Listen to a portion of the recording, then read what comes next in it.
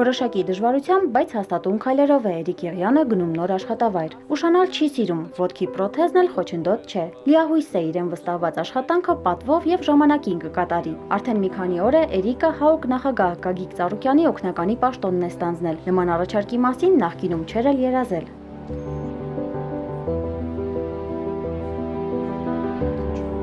Աշխատանքի առաջարկը հատիսի գագաթին է ստացել։ Մի շարք մարզիկների հետ գնացել էր Քրիստոսի արձանի տեղադրման կամավորական աշխատանքներին մասնակցելու։ Ես մի հատ առաջարկ ունեմ քեզ։ Աշխատանություն ունեցողների համար Իրան օլիմպիական կոմիտե, չգիտեմ, հələ դու համաձայն ես թե չէ, որ քեզ ընդունեմ օլիմպիական կոմիտե Ծառուկյանի օգնական, որպես լավ մարզիկ,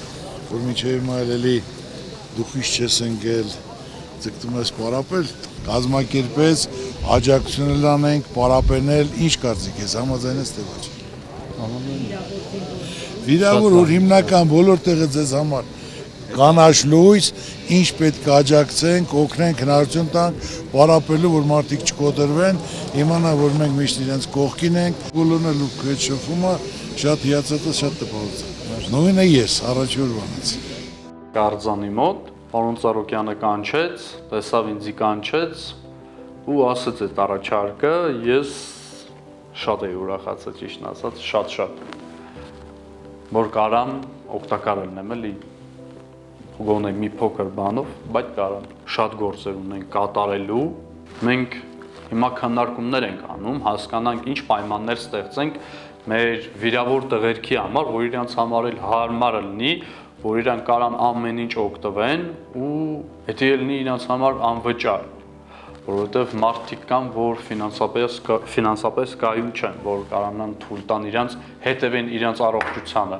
Էրիկը 44-օրյա պատերազմում ոտքը կորցնելուց հետո սիրելի սպորտով, բռնցքամարտով էլ չի կարողանում զբաղվել, բայց ուժերն այլ ոլորտում փորձել է, երբեմն էլ աշխատանքի դիմելիս արժանացել գործատուների դժկամությանը։ Իրանց այդպես մարդիկ պետք չեն, էլի ովքեր ունեն ֆիզիկական խնդիրներ, ու ես դնում էի ինձ իրանց տեղը, ես իրանց էլ էի հասկանում, բայց միտեղ հասկանում եմ, միտեղը չէ։ Պատերազմը շատ մարդկանց